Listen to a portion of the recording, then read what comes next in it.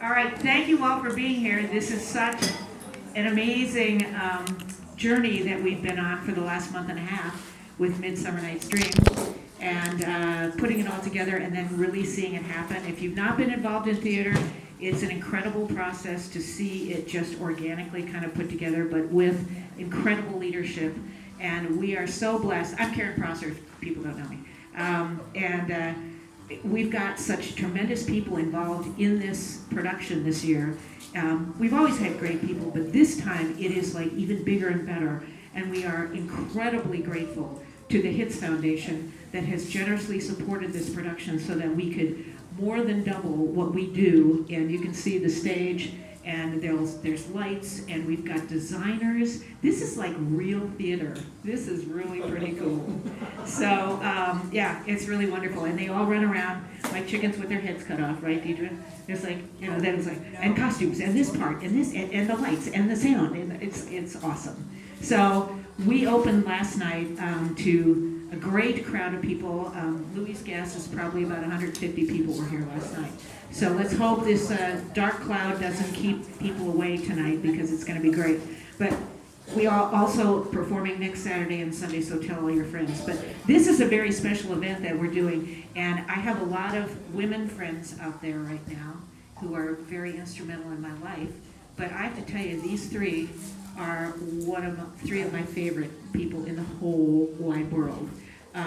What they bring to Chagrin Arts and to arts around the country and to our local region is incredible. And we are here today. I mean, in the past, we've had to do this by Zoom, but tonight we get to do it in person. And they're like kind of meeting each other for the first time in person. So it's really awesome that we get to come together and talk to you all about what the process was and how the show has all come together, and the things that Play on Shakespeare does out in Oregon, and how that all happened. But one of my favorite people who's been in my life for 20 some years probably is Terry Moyer from TV3, and she is here, and she's going to be the boss, and she's going to run the show.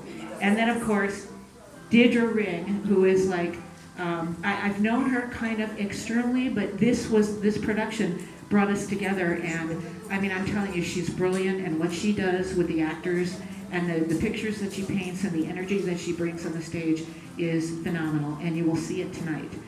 So we're pleased that she is a part of this production. And then of course, Louis Douthit, who is Ken Douthat's sister. I always have to point that out. That's for his benefit. No, Yes, that's for his benefit, yes. Ken is Louis' brother. Oh, yeah, okay. Louis is the CEO and creative director of Play on Shakespeare, which actually started out of the Oregon Shakespeare Festival, but it got so incredibly awesome and big that it branched off into its own not-for-profit, and now they do productions all over the country, and they have taken all of Shakespeare plays. They've recruited since 2015, I think, right? All of these playwrights to kind of put a new twist, a new taste, a new flavor on Shakespeare's plays, but always holding true to the original prose and the melodies of the language.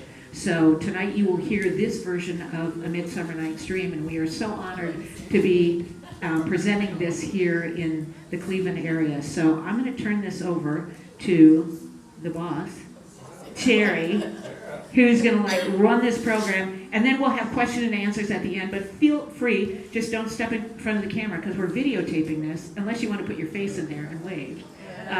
Because we want to make sure that Play on Shakespeare in Oregon gets a copy of tonight so that they can broadcast it live and show that Louis wasn't really just vacationing in the islands. She was actually working here. So I'm going to turn it over to you, Terry. Thank you so much, all of three of you, for doing this. Here's your. Well, thank you all for being here. No, I was lucky enough to come up last night and see the play, and it's a great play. It's a great cast, really talented cast, and just a really different take on Shakespeare. And I was an English major in college, and one of the classes I took was Shakespeare, so I had just a genuine appreciation for it. I thought we would start at the very beginning, though, which is I wanted to ask Louis where the idea for Play on Shakespeare came from and what was the impetus behind it. Oh, hi, everybody. It's just a softball question, right? I just want to say thank you all for coming out to be a part of this event tonight and for supporting Chagrin Arts, and I hope that you will get to see the production. Just want to say that Chagrin Arts is a leading organization in the country in terms of promoting these translations. And this is our third year in a row, and you should take pride in Chagrin kind of leading the charge in terms of examining these works through this language of translation, which I'll explain in a second. How this all happened is that there's a man named David Hitz, hence you heard the Hitz Foundation thanked a second ago. He read an article about Shakespeare being translated in other languages around the world. As you may know, it's been translated into dozens of languages, including Klingon. And the gist of the article was that for native speakers of whatever that language was, they felt that they had access to Shakespeare faster and deeper and emotionally engaged because the language was in their syntax and contemporary parlance. You know, Shakespeare is a language of 400 years ago, and English has changed. And we can talk about that nerdy technical thing later if you want, but English has changed. And so he wondered what would happen if Shakespeare were translated into our contemporary syntax and language for today. So he approached then artistic director at the Oregon Shakespeare Festival, where he was a patron and a donor, and he asked Libby Apple, who was then the artistic director, didn't she think that would be a really fun idea to translate Shakespeare? And in a word, she said no. So he's a very enterprising guy. He does not take no as an answer. It's perhaps why he has a family foundation, because he's been very successful in business for not taking no for an answer. And when a new artistic director came along, his name is Bill Rausch, he said, Bill, here's the deal. I will support the commission of one translation into modern English. What do you think? And Bill Rausch, being an enterprising artistic director, said, interesting. And I knew to translate that to mean, we're going to do it. And I was literary director at the time at the Oregon Shakespeare Festival, as I think Karen said. So it became my project. What did he mean by translating? You can't touch Shakespeare's language. It's sacrosanct. What's wrong with it? You can't touch it at all. And being at a Shakespeare Festival, we were like, what's the deal? What does he mean? So I thought, okay, I'm going to try and figure out what he means. And so I approached a guy named Kenneth Cavender, who translates ancient Greek tragedies, because I figured there was nothing more serious than an ancient Greek tragedy. And I said, pretend you are translating from the source language, meaning Shakespeare, to the target language, meaning contemporary English. How would you go about doing it? His first response to me was, this could be a career ender for me. Because touching Shakespeare, like, what are you talking about? And I said, yes, for me too. And then I said, we're too old, it doesn't matter. And he said, you're right. And so we took it on, and we chose Timon of Athens, because we figured nobody would care if you messed with Timon of Athens. And lo and behold, the Alabama Shakespeare Festival produced it. This was like in 2014. And it was really good. And by really good, what I mean is people were leaning forward. This is Timon of Athens. And if you know that play, it's a gnarly play. It's a nasty, gnarly play. We don't even think it was produced in Shakespeare's lifetime. Even he knew it was a gnarly, nasty play. But it is in the first folio, so it's considered, one of the 37 plays in the quote-unquote Shakespearean canon. And people were leaning forward, and people were getting it, and people really seemed engaged. And I thought, oh, there's something about that native language response from people who have heard Shakespeare in Russian or in French or in Italian. So I said, okay, this is interesting. Let's do all the plays, because I didn't know which ones would stick. And so I said to Dave, I want to do all 39 plays, and I'll tell you why I got to 39 later. And it's going to cost you a certain amount of money, and what do you think? And he said yes. And that's how the whole thing happened. So we, in 2015, announced that we were going to translate all 39 plays. And it was hugely controversial because, like, how dare you touch Shakespeare's language? Like, we could do everything else to Shakespeare, but we can't touch the language. So the assignment about translating is this. If you go to see most Shakespeare productions now, what you'll see is contemporary setting, right? Usually. Everybody's kind of in jeans or whatever, but they're still speaking Shakespearean language. Think opposite. It stays the same 1600, but people are speaking more contemporary syntax and language. So that was kind of the trick and sort of the exercise of it, the assignment. So all the playwrights had 4 different rules to follow. One is, first, do no harm. If it made sense, don't fix it. We don't have to fix it, you know. 2, you had to keep it, the whole play, you had to do the whole play. And you can't fix the play, you can't do anything, you can't change the characters, you can't edit it, you have to do the whole play, because I wanted to learn how the whole play worked. You had to follow the language to the best of your ability, and not everybody is a poet, but every one of them are dramatists, and I wanted to know what they were making up of things. If you come to hear this Midsummer, you will hear a lot of rhyming couplets, because Geoffrey Whitty kept the rhyming couplets that are in Shakespeare's Midsummer. It's quite a feat, actually, literarily, what he has done. And then they had to keep it 1600.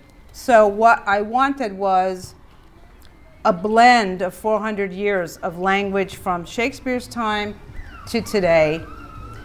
A little bit of, it's like a contemporary blend, a little bit of Cabernet, a little bit of Merlot. Like, what would you come up with if you were to do this assignment? And so that's what they were all given the assignment to do. Did different playwrights write every different, I mean, were these all different playwrights writing them, or did? There was one playwright per one, is that what you mean? Yeah. Yeah, right. So the 36 playwrights who were commissioned to do 39 plays. A couple of them had a couple, and then I asked my friend Doug Langworthy to do all Henry VI's, because I thought, well, we'll see what happens if somebody does all those 3 that might have been written together. So they all followed those rules, sort of, or interpreted those rules and had excuses for things, you know, why they did or didn't. And so we did a huge festival in 2019. We read all of them in chronological order of when I kind of think they might have been written. It took 5 weeks. It was kind of extraordinary experience to sort of hear them, you know, kind of as the artist Shakespeare matures. You know, when we see Shakespeare now, it's popped out of time. I mean, think about it. If you took a 20-year period and you watched that artist, you know, mature through their career, but we kind of pop them out of context. You don't actually know that they're referring to something else, and you don't always know what they're referring to in their contemporary times. There's a lot about Pyramus and Thisbe being a parody of Romeo and Juliet, which they were technically written, we think, around the same year, 1595. And some people think Romeo and Juliet came first and then Midsummer, which is kind of interesting to think about if you were an audience member seeing that later, right? It's interesting to think about it that way, right? Yeah, so it's like a spoof. So for me, the word translate was carry forward. And I think that 400 years ago, Shakespeare was more of an immediate athletic event for actors and audiences. And that there was, because of a more familiarity with the language, the syntax of the language, that the audiences were able to grasp more than I have been able to grasp. And I was at the Oregon Shakespeare Festival for 24 seasons. You'd think I would catch on. So I don't feel it's about lack of trying, but there is something about the language for me that I get stopped. And so if there were moments that could be unpacked and, you know, de-gnarled, how much more would I be engaged if I kind of really knew what was at stake in the moment of hearing it? I am a theater person. I am not an English major. I didn't take a class in Shakespeare ever because it was always taught in the English department, not in the theater department. So this has been an apprenticeship for me, right, to be at the Oregon Shakespeare Festival for so long and taking on this project as well. But there's great joy in the puzzle of reading a Shakespeare play. Yeah. So these are meant to be complementary, and they're meant to be producible. which is what Chagrin Arts has been testing for us the last couple of years, because they are producible. It wasn't meant to be an exchange or like to never do Shakespeare again. It was just I wanted them to have what's the word I want? I wanted them to be able to be performed, and that they would have a muscularity about them, just like I think the Shakespeare plays do. And if you read any kind of contemporary translations of Shakespeare, like something called No Fear Shakespeare, if you read it out loud, it's not necessarily in language that's meant to be performed, that it lacks a little bit of poetry, I guess I'll just say. And to say that I understand that with clarity comes a loss of poetry a little bit, but what I heard last night was so kind of potent and still had a musicality to it that I thought really kind of matched Shakespeare in a way, and it was really great to hear it. So that's kind of how the story. That's where we are now, you know. So Deirdre, your training is primarily we started as an actor, correct? Yes. And now you've done directing and teaching and mentoring and everything. How challenging was it for you as a director? Did you do Shakespeare as an actor? Yes. Okay, so you did it as an actor. How challenging was it for you, a director? And what attracted you to the project? What made you go, no, I really want to direct a play where we're translating Shakespeare? You just answered my question. And because Karen Presser is extremely convincing. So, I mean, she's right. She gets whatever she wants, she gets. She's really impressive. And thank you. Where is Karen? Thank you, Karen. Thank you. Because she's been my person, my go-to over the last couple of weeks when it gets really stressful towards the end as you get towards opening. I think what attracted me to it was, and I love the word translation, because I think it's not an adaptation, certainly not the show that we have. I was really challenged by the idea also of just doing something that probably people might be upset about, that attracted me. Like going, okay, people are going to get upset. And as a young actor in Ireland, this is probably shock a lot of people, but believe it or not, we were terrified of doing Shakespeare because we were so close to England. And the idea was that we're not good enough for Shakespeare because we're Irish. So I always had a huge chip on my shoulder about that, huge.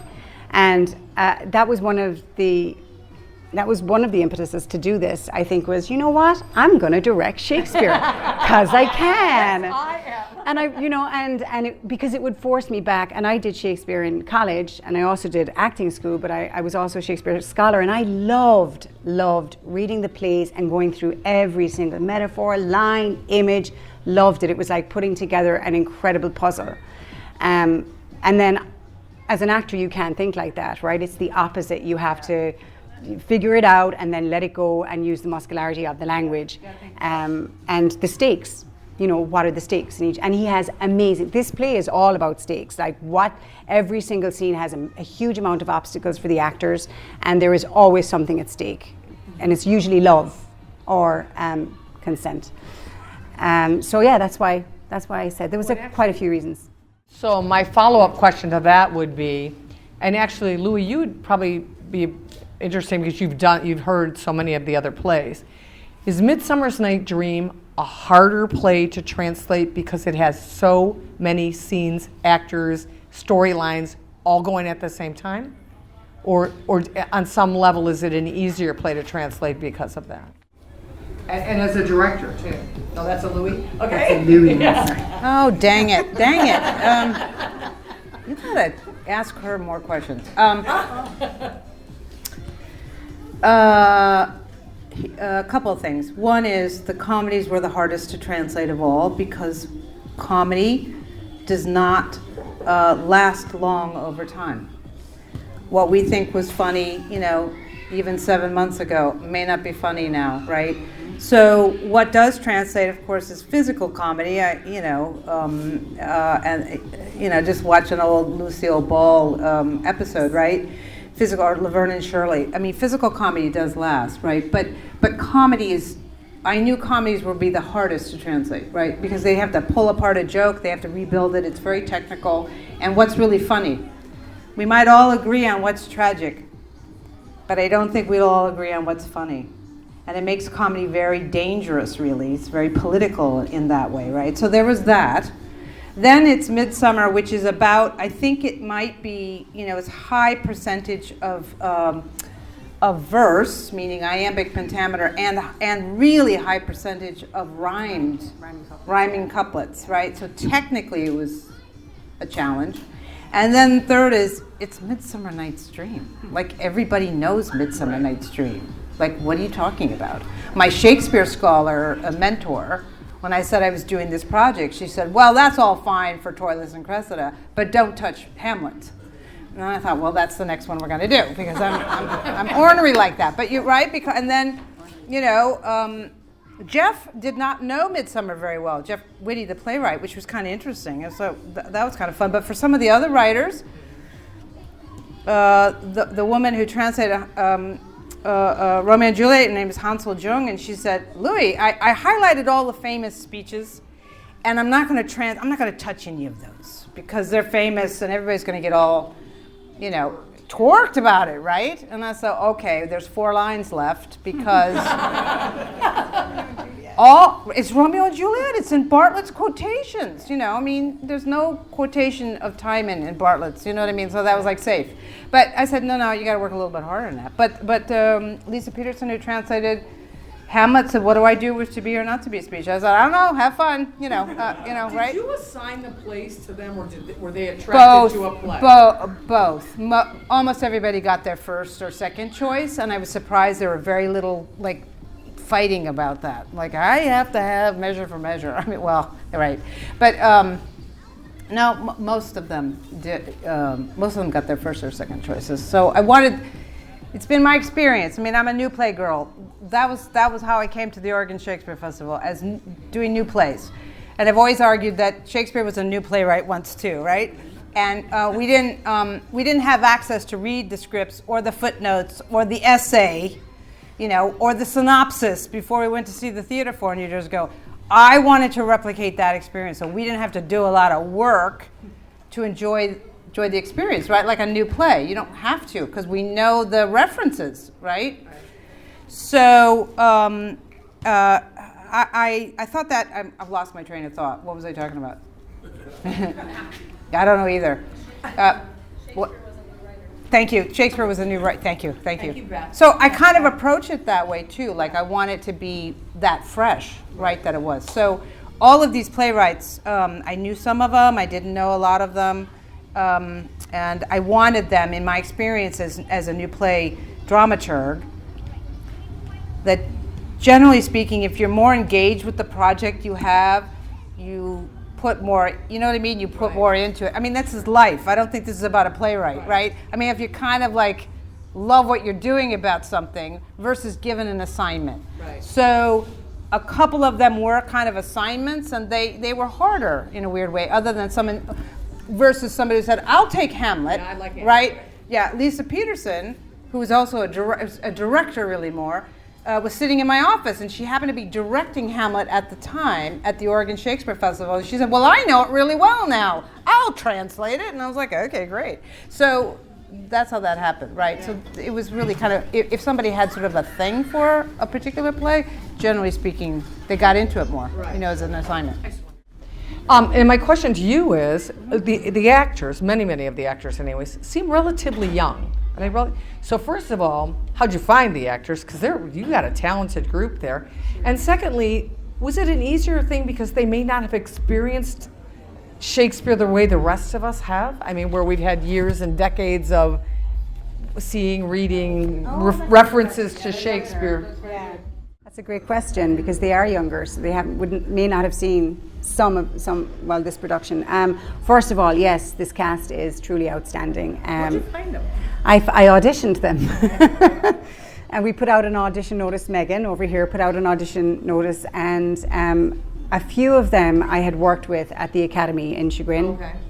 So some of them I called and bullied into auditioning, because it was a really bad time of year. A lot of them had finals and all that, and I said, you have to come, and then bring your friends, because usually water finds its own level, writer seeks its own level. I said, if you're a good actor, probably your friend is too. So that's really how it happened.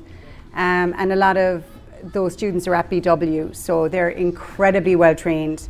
Some of them are second year, some of them are first year, and Pat Hanish actually has trained quite a few of them as well, so we're keeping it in the family.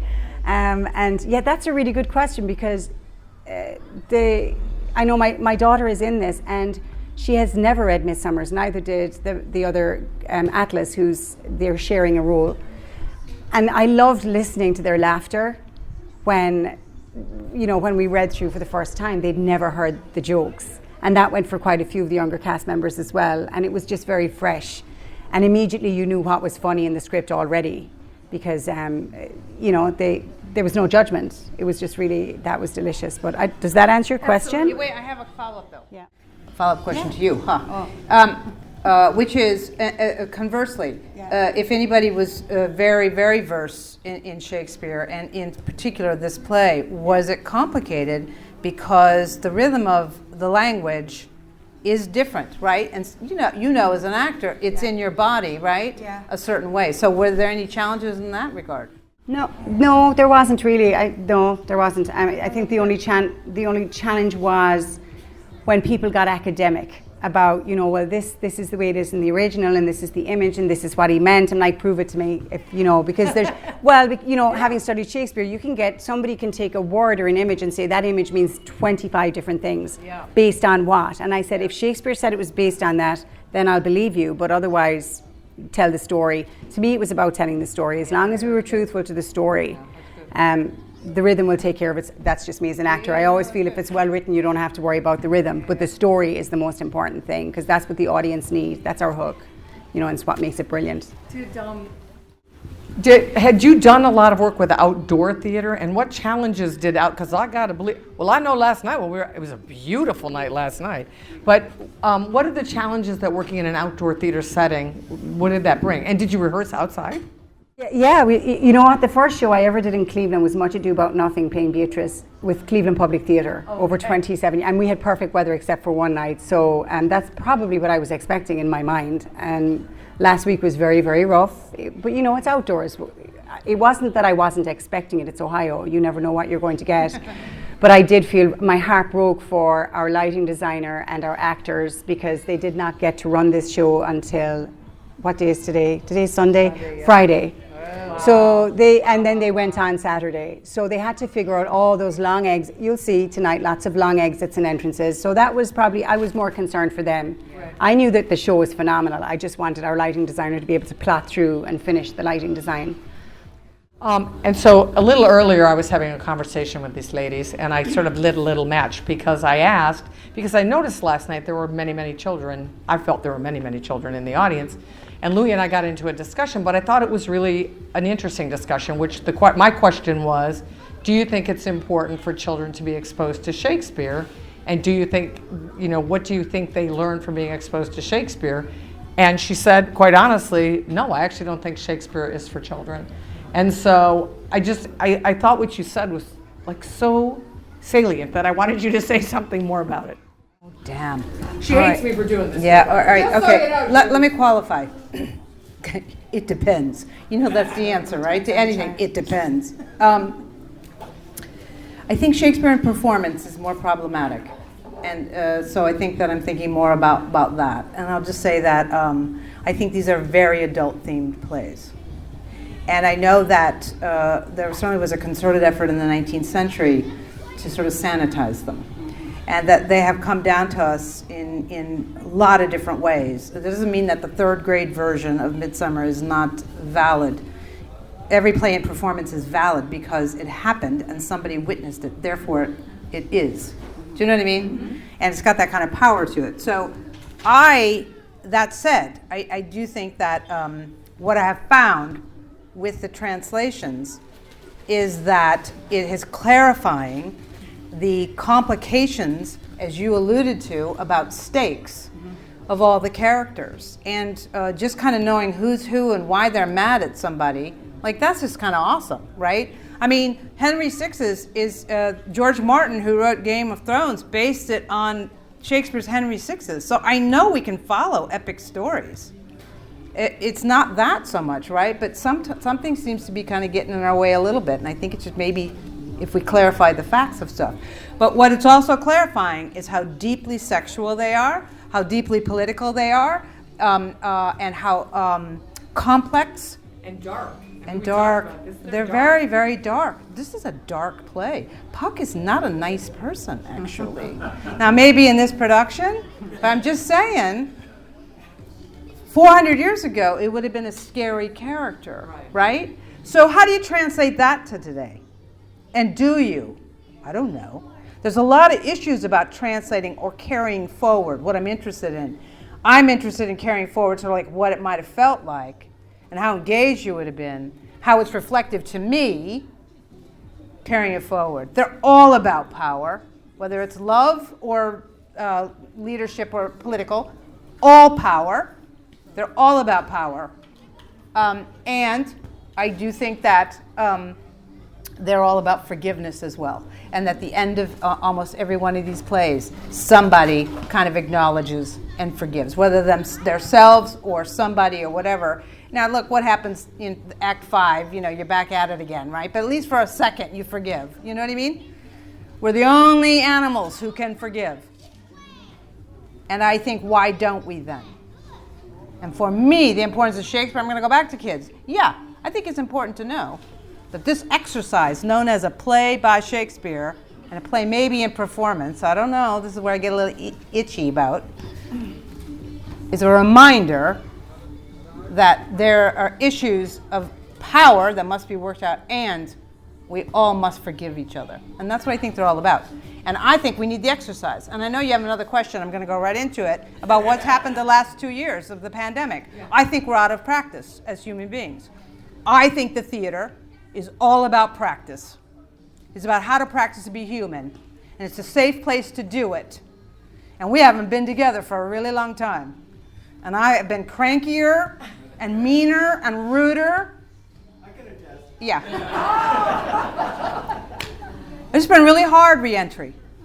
For me, I don't know about for anybody else. And I have relied on live theater. And I mean live, I don't mean the film thing. I mean, live theater. I have relied on live theater to remind me how to, the rehearsal of being human.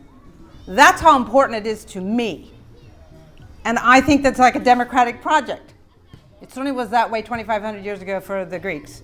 And I think that's what really you all are supporting when you're supporting Chagrin Arts. That is about community engagement. It's like, what are your values, people? What are your values? And I think that that's what it can do. So I have felt a great loss. All of us, not just all of us, right? Yeah, and that was the point of my question to you, because I felt in the 2 years too, not only did I miss it, but I was scared to death between 5 million people suddenly turning to streaming, and suddenly everything was coming streaming. And it didn't mean that you couldn't do valuable, really good productions on streaming or on television or wherever you're going to get your media. But it scared the hell out of me that people were going to stop going to live theater. I took great joy in it, certainly here in Cleveland, as you saw people literally swarming back to the theaters downtown and stuff to buy back in. So that was exactly why I wanted to know what your... Yeah, it's a different enterprise. Right. There are many of the same components, but it's a different exercise. There's many of the same components, obviously, right? For you in television, and we're still using lights and sound, and you're telling a story. I mean, technically these components, but there's something else that happens, and that a group of artists start at the beginning of a story, and we all have attitudes about it, like, who are these people? What are they doing? I don't like them. Whatever it is. I mean, that Theseus is kind of... I got issues with Theseus. Like, what? Oh, yeah, right? Yeah, okay, right? Good So it's like, as what? you do. Yeah, right. Yeah, exactly. I'm supposed to. And then by the end, there's this magic alchemical thing that happens, and we all agree, like, okay, I'm going to move forward, like, okay, I'm going to give you your due. Right. My goodness, if we all just gave each other our due, where would we be as a like that? But it's an exercise. Right? There's a physicality about it between actor and audience that cannot be captured on film. Just can't be.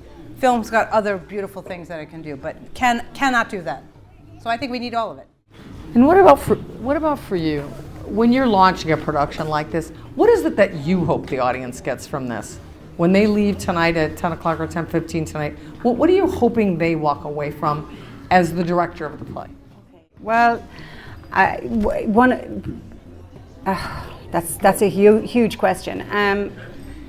One of the things that really came out very early on in rehearsal was the issue of, not the issue, but the theme of consent in the play.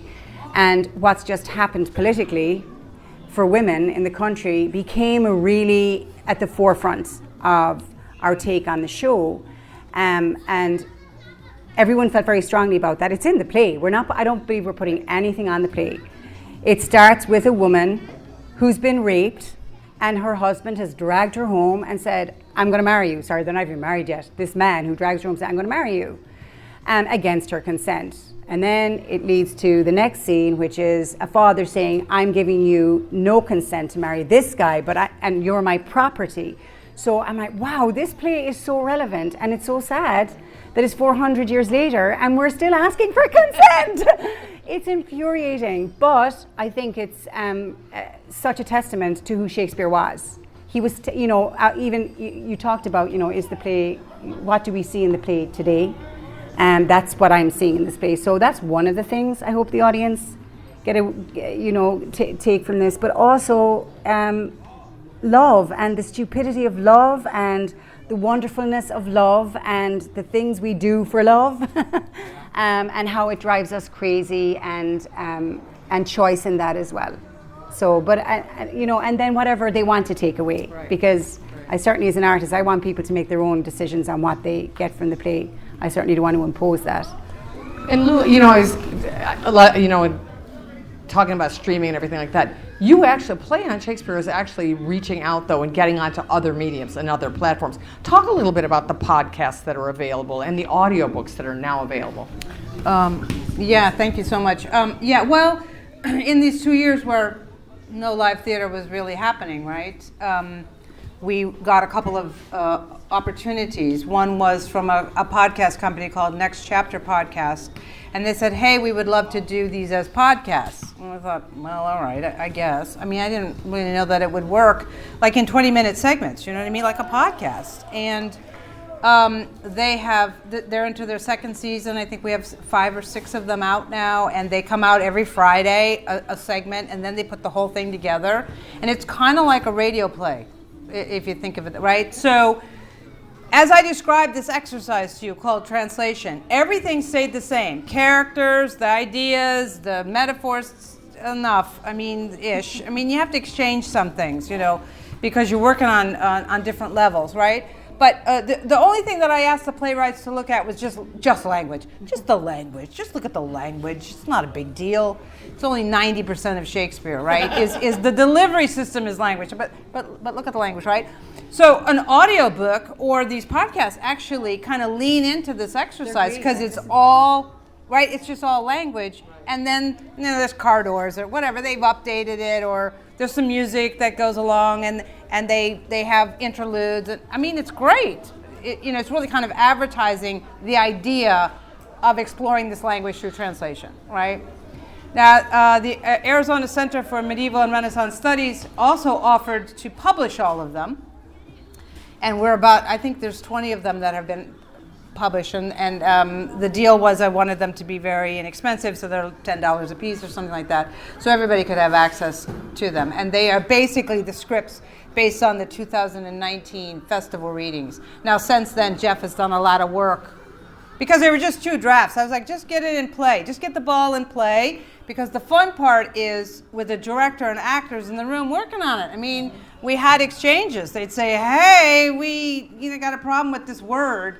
Can we change the word and some phrases and things like that? And can we make some cuts here and there? So we had this great kind of new play exchange, right? Which was really fun. Maybe that's what it was like 400 years ago, right? When Shakespeare was writing new plays and an actor might say, what is that? What am I saying? Help me here, So I think you got a little flavor of that, perhaps. Yeah, absolutely. But so in both ways. And we're hoping that someday people will do films of them, just like people do films of Shakespeare. Yeah, right. But as theater has come back this year, I think we're going to have something like 10 live productions by the time the year is over, and this is one of them. It's very exciting, and hoping that more and more people and schools will begin, now that they can access the podcasts and the publications, and maybe schools will integrate them a little bit more into curriculums, which I think would be great too. Well, I've taken all of the time, and I'm sure you can feel the passion up here, and it's really cool. So we would like to know if you would like, did you notice how seamlessly I went? I didn't even have to look at you. I knew you wanted questions and answers. So does anybody out there have a question for either of these two brilliant ladies? Anything that has anybody seen the production other than me? Is anybody here? Yeah. So, I mean, and I don't know whether that brought up any questions for you, but by all means, if anybody has a question, let us know. Hands anywhere? Ms. Prasser, would you like to take it? Well, actually, I would. I know you would. You have a question? I know you do. I do have to point out that there is someone in the audience tonight who was the little seed that was planted for us to be here today, and that's Gary Godfrey, who started Shakespeare in the Valley at Triangle Park in Chagrin Falls.